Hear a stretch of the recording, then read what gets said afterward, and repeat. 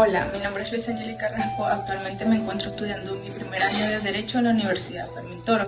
A continuación, un tema súper importante en presentación de la tutela y sus generalidades. Gracias por su receptividad. Tutelar significa cuidar, proteger, y esta es cabalmente una de las misiones más importantes que debe cumplir el tutor: proteger los intereses del pupilo, tanto personales como patrimoniales. Cabe destacar que la tutela es entendida como la institución de protección de aquellas personas que no están bajo la patria potestad de nadie, pero que requieren la representación legal de algún interés. El principal objeto de esta es la guardia de la persona y sus bienes, o solamente de los bienes o de la persona de quien, no estando bajo la patria potestad, es incapaz de gobernarse por sí mismo por ser menor de edad o estar declarado como incapacitado. Clasificación. En estas tenemos la tutela de menores. Entendemos por aquel tutor que se hace responsable del pupilo menor de edad o de menores no emancipados, ya que los menores no emancipados ya no están bajo la patria potestad de nadie, por así decirlo. Tutela de entredichos. Esta tutela de entredichos por defecto intelectual se refiere a aquellas personas que están en interdicción, es decir, las personas que no tienen el poder, aquellas que no pueden manipular o administrar sus bienes. Es por eso que necesitan un tutor que se les administre y que defiendan sus intereses patrimoniales y personales. Se le da tutela a un mayor por defecto intelectual cuando éste carece de un defecto intelectual grave. Este no se le suspende, así tenga intervalos de lucidez. Tutela de entredichos por condena penal. Es la suspensión de la persona en ejercer o administrar lo que son sus bienes y de representarse legalmente por virtud de una condena penal. Cabe destacar que algunos autores prefieren una clasificación bipartita, que sería tutela de menores y tutela de entredichos. Principios fundamentales de la tutela. La tutela de menores está dominada por dos principios opuestos: un principio de analogía con la patria potestad que conduce a regular a imagen y semejanza de esta. Precisamente porque la tutela tiene como finalidad prestar a los menores la misma protección que le prestaría la patria potestad, y un principio de diferenciación entre tutela de menores y patria potestad se encuentra su fundamento en que la tutela no cuenta con el concurso de los padres para la protección del menor. Partes intervinientes en la tutela: entre ellas tenemos el pupilo, todo menor de edad que no tenga representante, o menores de edad no emancipados. El tutor es quien, a falta de quien ejerza la patria potestad, es nombrado para ser el representante del menor de edad y administrar así sus bienes. El protutor es el cargo familiar para intervenir en las funciones de la tutela, fiscalizando e inspeccionando los actos efectuados por el tutor. Y el juez es quien posee la autoridad para instruir, transmitir, juzgar, sentenciar y ejecutar el procedimiento de tutela. Interdicción. Constituye el estado de una persona a quien se le ha declarado incapaz de actos de vida civil por adolecer o por carencia de un defecto intelectual grave o por virtud de una condena penal. Según el Código Civil venezolano, al entredicho, que es el nombre que se le da a la persona sometida a interdicción, queda sometido a una incapacidad negocial plena, general y uniforme, privándose de la administración y manejo de todos sus bienes. Esto aunque tengan intervalos de lucidez. ¿Quiénes pueden ser sometidos a interdicción? Los mayores de edad, según el artículo 383 del Código Civil venezolano. Los menores emancipados, en el artículo 393. Los menores no emancipados siempre que se encuentren en el último año de su menor edad. Esto está establecido en el artículo 394 de dicho Código Civil venezolano. En este caso, la interdicción no surte efecto, sino cuando la persona alcanza la mayoridad. Su utilidad consiste en asegurar la continuidad de la protección del sujeto, que pasará automáticamente de la patria potestad a tutela, porque la interdicción solo opera en los mayores de edad y los emancipados. Bueno, esto pasa porque el menor no emancipado está bajo la patria potestad. ¿Quiénes pueden pedir la interdicción? Según el artículo 395 del Código Civil venezolano, señala que pueden pedirlo el cónyuge, cualquier pariente incapaz, que la ley no fija límites al grado del parentesco, el síndico o procurador municipal, lo que se justifica por el interés colectivo que existe en la materia, y cualquier persona que tenga interés, como por ejemplo un socio. El juez puede proceder de oficio. Aquí pasaría lo que es la interdicción judicial.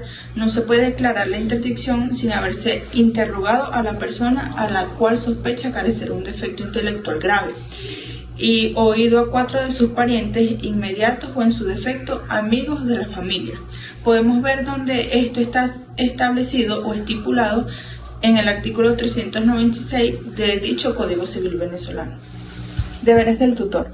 La responsabilidad de crianza, que comprende el deber y derecho compartido en criar, formar, educar, custodiar, vigilar, mantener y asistir material, moral y afectivamente a los niños sometidos a la tutela, así como la facultad de aplicar correctivos adecuados que no vulneren su dignidad, derechos, garantías o desarrollo integral.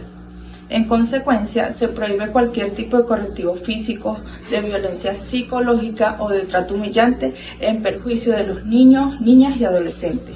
El tutor tiene respecto de su pupilo las mismas facultades y el deber que la ley le otorga e impone a los padres en relación a sus hijos, con las modificaciones y limitaciones legales. Procedimiento legal práctico de la tutela.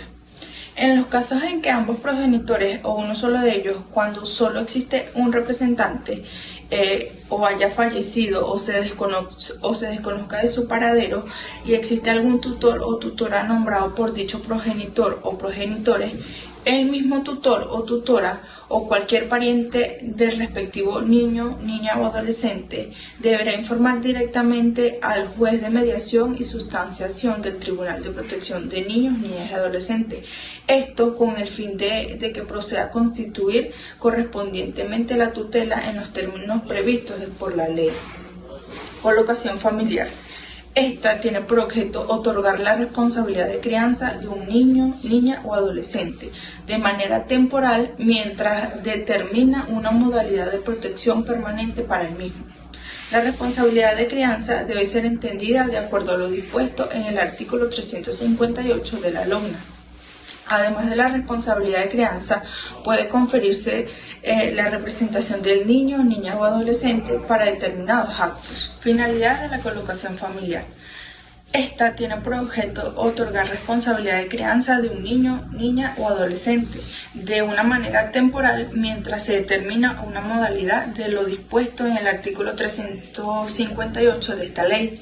Además de la responsabilidad de crianza, puede conferirse la representación del niño, niña o adolescente para determinados actos.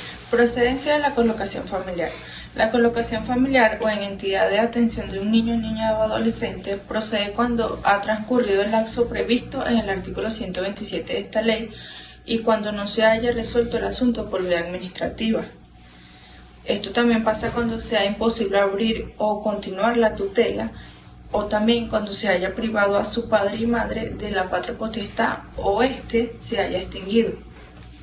Protección de niños, niñas y adolescentes separados o separadas de su familia de origen por los defectos del artículo 394, donde señala que toda persona que tenga conocimiento de un niño, niña o adolescente de que carezca de sus progenitores o se encuentre separado o separada de ellos, ya sea porque se desconoce su identidad o su paradero, deberá informarlo al correspondiente Consejo de Protección de Niños, Niñas y Adolescentes tan pronto sea posible. Personas a quien pueda otorgarse.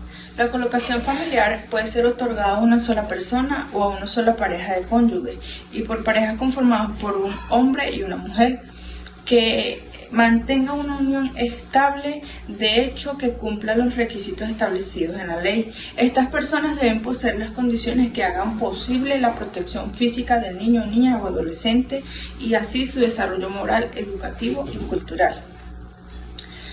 Entrega los padres o las madres a un tercero.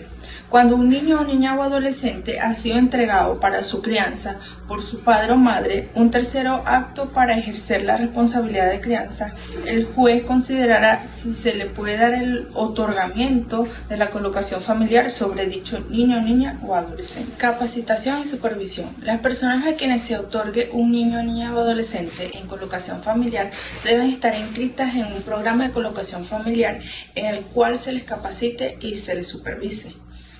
Inscripción, evaluación, capacitación y registro.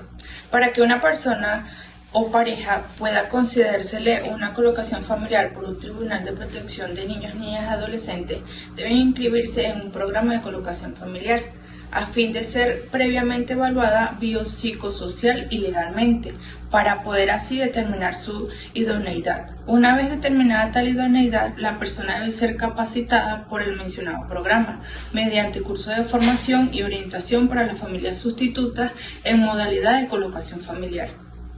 Interrupción de la colocación. Si la persona a la cual se ha concebido un niño, niña o adolescente en colocación familiar no pudiere o no quisiera continuar con este ejercicio de la misma, debe informar de ello al juez o a la jueza que dictó la medida, a fin de que éste decida lo conducente.